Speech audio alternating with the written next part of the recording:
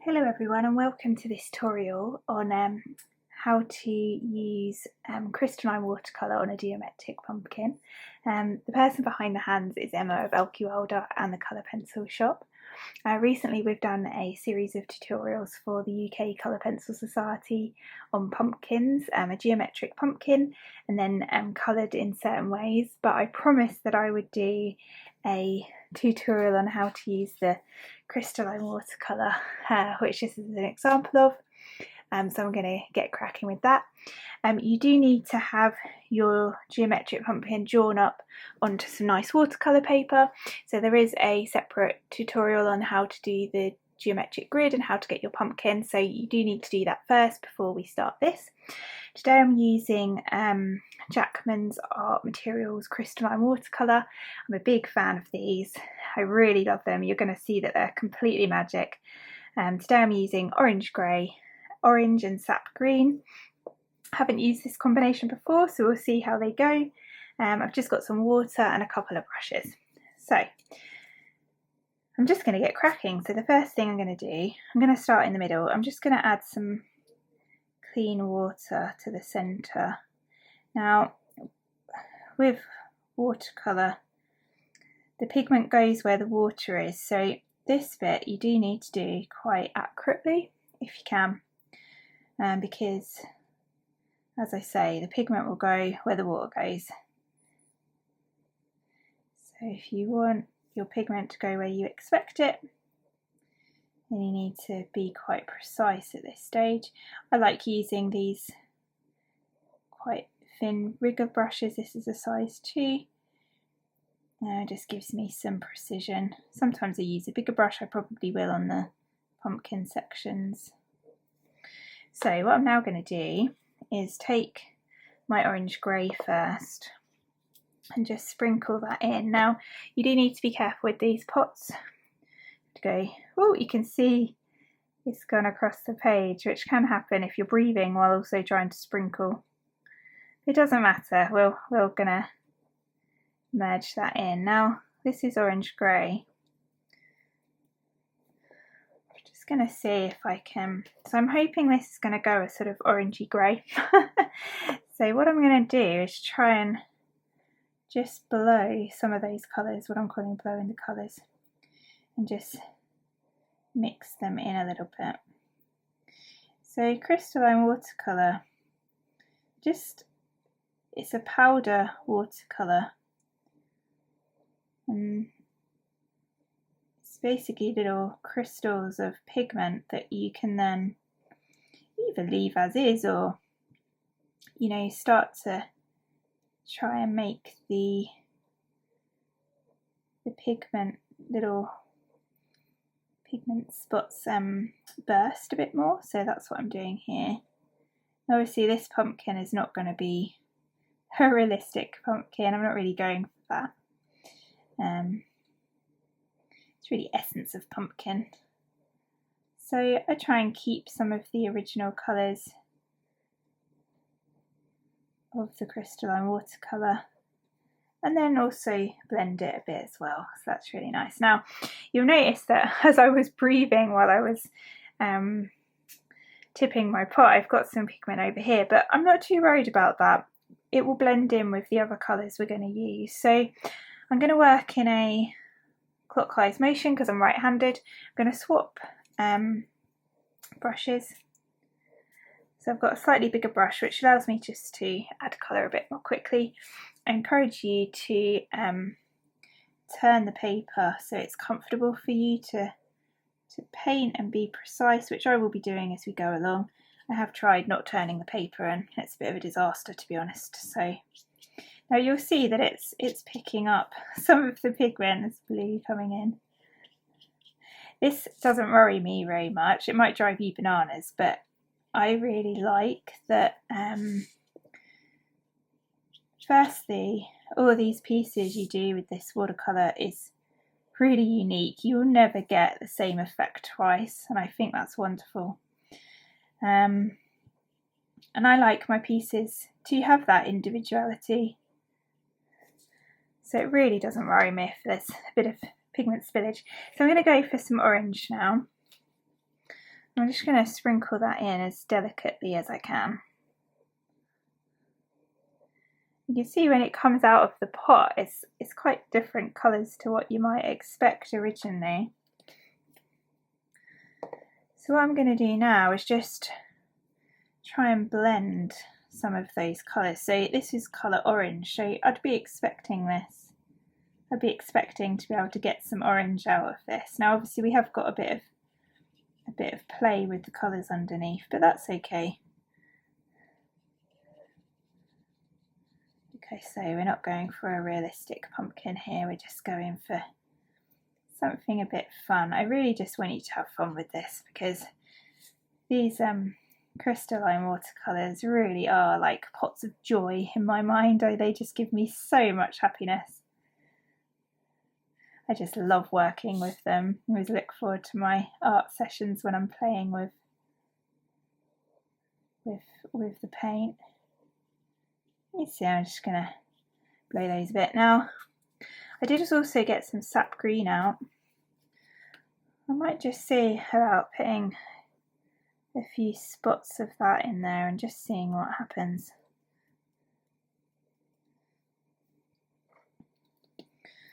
Hasn't really done an awful lot yet, but let's just have a look. So I can see that I'm going to get a little bit of blue in this pumpkin, which is fine. You can see I'm just dabbing where I can see the spots of pigment. I think this pumpkin might be more tie-dye than I was expecting, but I love it. So let's keep going. So I'm just going to add water to this. Now I can see there's a lot of pigment on this one, so I think this could have a very grey undertone, but that's okay. As I say, we're just going to go with the flow, have some fun with this.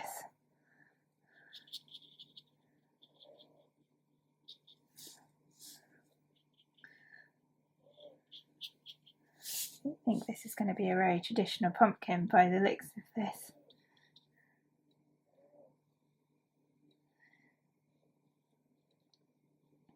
Now I tend not to put too much water down in the first instance, just because when I start to blow the colour I add more water, so I'm trying not to flood it too much. You need to be a bit careful with this, with these pots, because it's very easy to overshoot your tapping and then you've got a big pile of pigment on your page. So this is sap green, so I'm hoping to get some green here. I suppose really I'm going more squash than pumpkin, but that's okay as well, isn't it? You can see this lovely burst of colour, and so this is sap green, so we are getting a bit of a, I suppose what I'd call mossy green. That's okay. Think of this as a squash pumpkin that's been in for a colour makeover.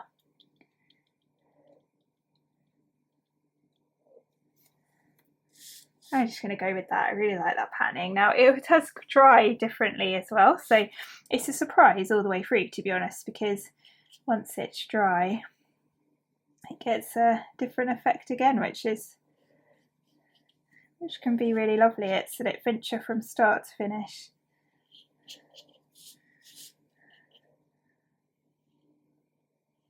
I do like the surprising nature of it. It just keeps me hooked. If I could be addicted to an art supply, it would definitely be this. It's got so much feel-good factor. I've just noticed I've got a little hair on this segment. I'm just going to see if I can pick it up in a minute.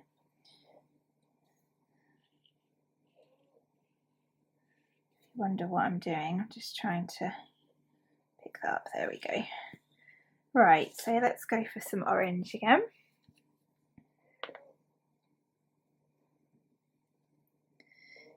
See if we can get some orange. I picked up the wrong brush there. Okay, you can see it's already I'm just dabbing here. I just want to see if I can create some orange.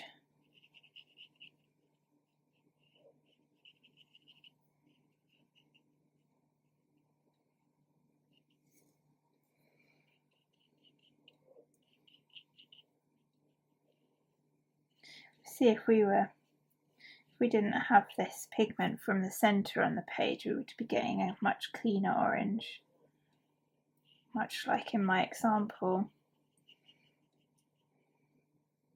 Again, they've all got a lovely characteristic of their own, which is really nice.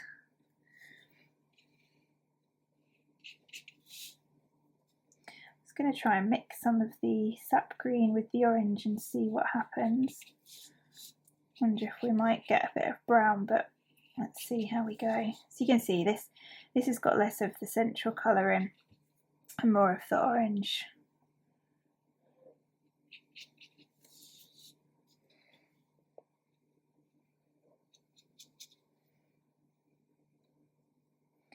And because this crystalline watercolour is so highly pigmented, it can be very easy to smudge it. So just be aware of that when you're working. Especially like what I do, I draw on top sometimes, so I have to just be really careful with that I don't smudge. I tend to lean on something. It doesn't matter so much for this piece. So I'm probably going to end up doing some nice paint splatters towards the end anyway. So do you love this blue? I'm not sure it's very pumpkin-esque, but why not? Let's go with it.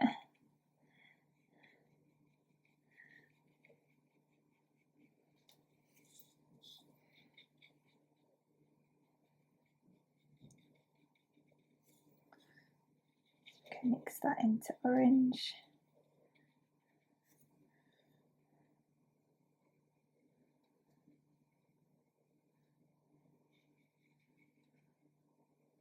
Get that lovely red there. I'm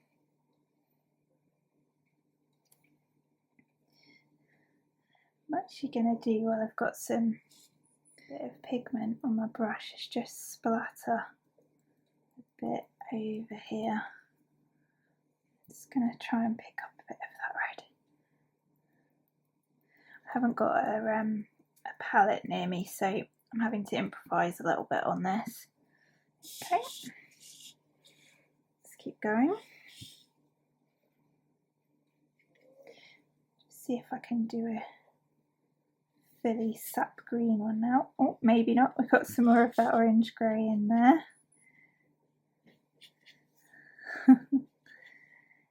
Surprise to me too what's going to happen.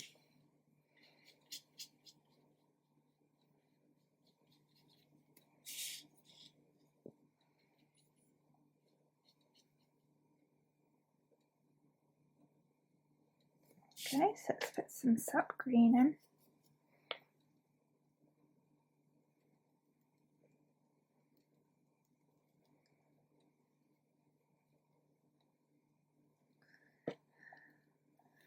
Keep the lid off there. I'm just going to try and show some of those colours, see if I can get some green. Here we go, look at that.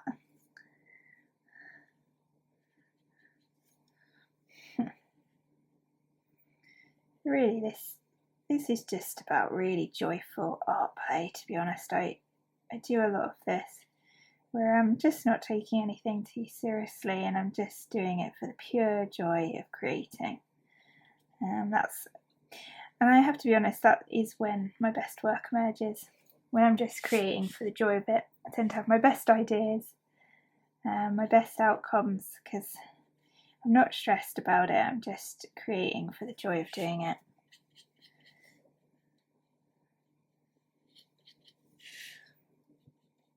See if I can get an orange one on this segment, because we haven't got too much interference here. I went over the line a little bit there, but we won't worry about that.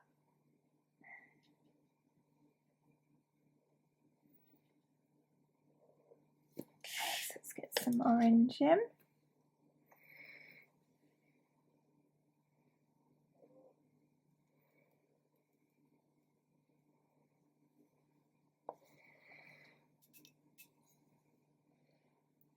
See if I can pick up some of that green while I've got, and just sprinkling it a little bit. Right, let's see if we can get some orange. Yeah, look at that. So it is easy to get the colours if you've if your paper's cleaner, and obviously I must have been breathing heavy when I did my first bit. I managed to disperse the pigment quite successfully. I just laugh at myself and think, oh well, never mind. Well, I've just got a bit of that orange. I'm just gonna just sprinkle.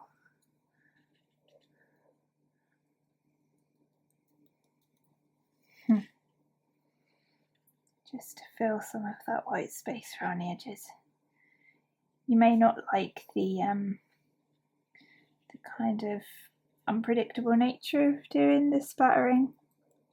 I love it. I love unpredictability, but you know, that might not be your bag, so that's fine as well. I'm actually just going to sprinkle a little bit of, just a touch of sap green into that yellow. So I should see if I can get a little bit of the blue to activate there, just to tie it in. It does all depend what pigment comes out of the pot as to whether you get what you're hoping for. So it's all a little bit of chance. You can see that's all quite yellow. That's fine. Maybe I'll just leave that one like that. So last two.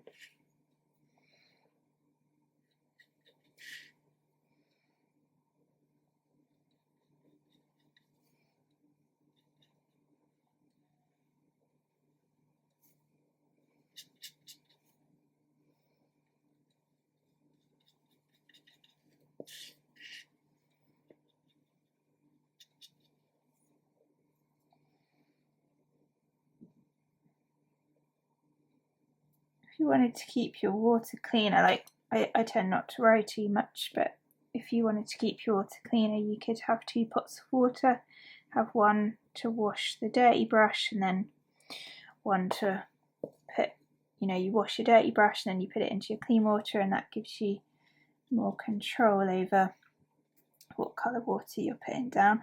I tend to embrace whatever's going on the page. But again, that's completely my preference. You may not want to do that, and that's fine. See this lovely blue coming in. So the pots are full of pigment that you can then either blend together or keep the separate colours alive, and I just think there's just so much scope. Like, look at that beautiful blue. It's just beautiful.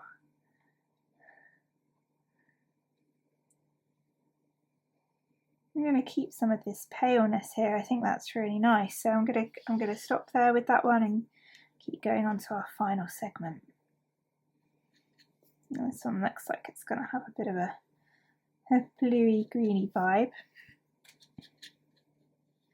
So I might just try putting in some orange into this one. Just had a little battery situation there where the battery died while I was doing this last segment, and because I'd been laying the water down, it was no good to stop filming, change the battery and then come back, so I just needed to finish that one. So this was the segment I was doing.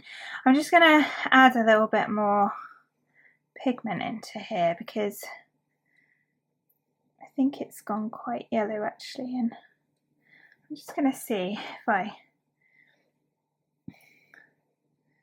just lay that a bit, what that does. Let's see. I'm just going to add a little bit up here.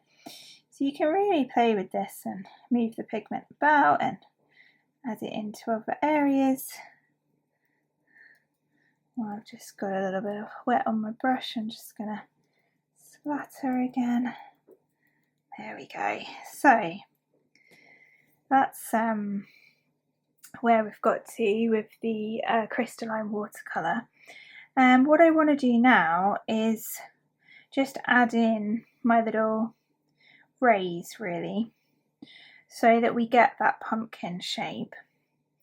And I think the way I'm going to do that today is use a watercolour pencil just to add the colour in, and then I'll add water to it. So that's what we're going to do now. Now obviously this bit is still a bit wet. I'm just going to put the lids on these pots because I can see them going flying. That's very like me to do that. So I'm just going to show you what I mean. I'll just use another example. So what I mean is we're going to add these sections in. So I'm just going to see what I've got around me. I might actually go a little bit, because this has come out so tie-dye-esque, I might go for something a little bit different. So I've got a dark green pencil near me. This is just a watercolour pencil. And down here is a little bit drier, so I'm just going to start down here. So I'm just going to add in this rind, and I'm using the geometry.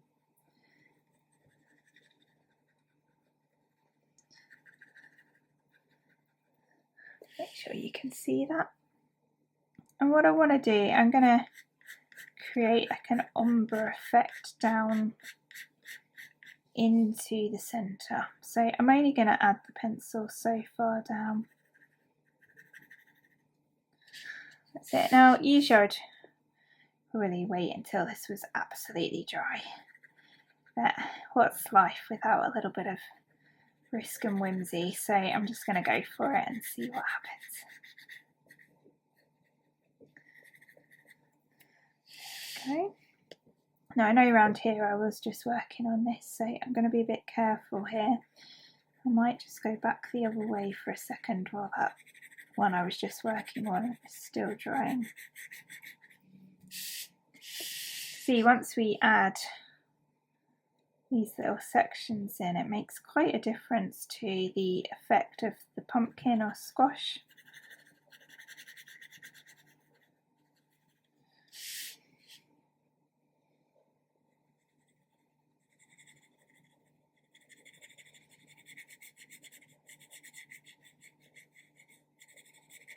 I'm just going some of the way down. I could have also got another watercolour paint. I could have mixed one of the Jackman's crystalline watercolours into a solid colour and painted with that. I don't have a palette near me at the moment, which is why I haven't opted for that option, but I could have done that. I am a pencil artist, so originally, so using pencils is a bit what I fall back to, really, because I love the precision of pencils. It gives me a little bit more control while I'm still practicing my brushwork, which is definitely a new and developing skill that I'm learning. Right, here we go. So I'm just going to go round away from this one because this one was still wet, so I'm just going to, might just start over here. So I'm going to go back to my really fine brush so I've got some control. Just make sure you can see where I am. So I'm going to start adding some water here. I'm trying to be as precise as possible now. So that does take time, and you can see it's activating some of the little bits of pigment that I've sprinkled in other places, and that's fine. It's all part of the character of working with these materials, and like I say, I think I've said it a few times now, but I just love that. I love that it's all a surprise as you go along. Just brings me so much joy. So So again, trying to keep quite precise up the top here.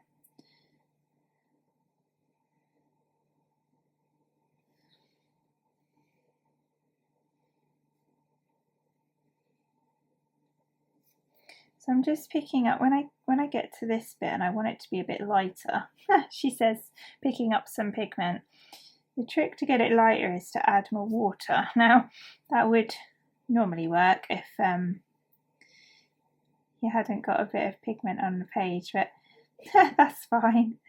That's fine. Look at that. It just adds a bit of extra quirk, really, which I love. So it doesn't worry me at all. But what I was trying to say is, if you're trying to fade out a colour in watercolour or watercolour pencils, the best thing to do is to add more water to meet the colour. So if I just show you here, we might have more success here. So you can see I've faded out where I've put the pigment, and now I'm just going to add water. Ah yes, look at that, picked up some more pigment. So again, best laid plans and all that. Just going to see if I can bring this around here. I want this bit near the stalk to be the lightest.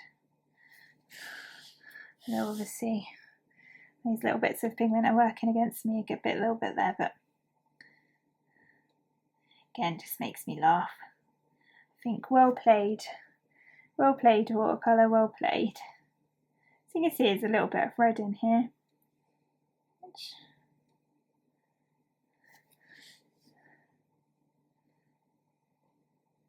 see if we can, yeah, there's actually quite a lot of pigment down in this bit. So we could have masked this bit. I'm not really experienced with masking fluid, I must admit. I don't think I've actually ever used it. So you know, that could be an option to mask these veins down the pumpkin, and then you would have a nice clean line here, and you'd be able to get that ombre effect that I'm on about. So if I just show you on one of my other examples, that's what I did here. So you got brown pencil fading into nearly white. That was what I was trying to do there.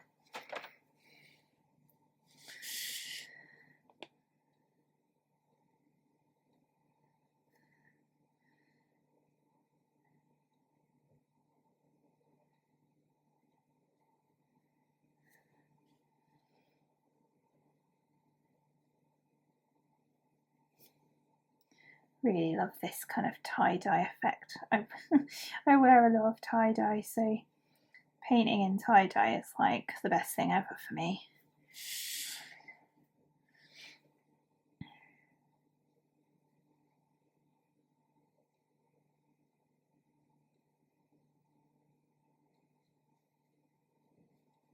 Now we're nearly all the way around. This has dried quite quick today, which has helped us along quite a lot, which has been handy.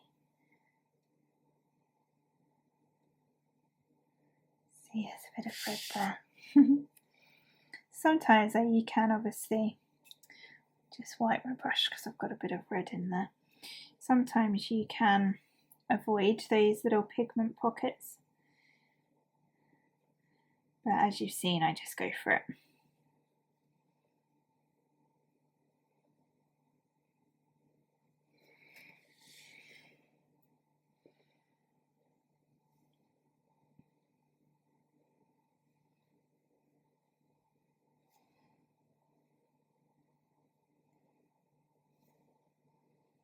Just finish around here. So the more water, the more watercolour effect you get. There we go. There we are. Might be getting a little bit of shine there from the water. But that is a geometric pumpkin created. So I've done a geometric grid, then drawn the pumpkin on top, then used 3 colours of Jackman's Crystal Watercolour, so orange, grey, orange and sap green. Then a watercolour pencil, I was just using Derwent sap green to add in my veins or rays on the pumpkin. and then just added some more water, and there we have it. Thanks a lot for watching along, and I'd love to see if you give this a go. Bye for now.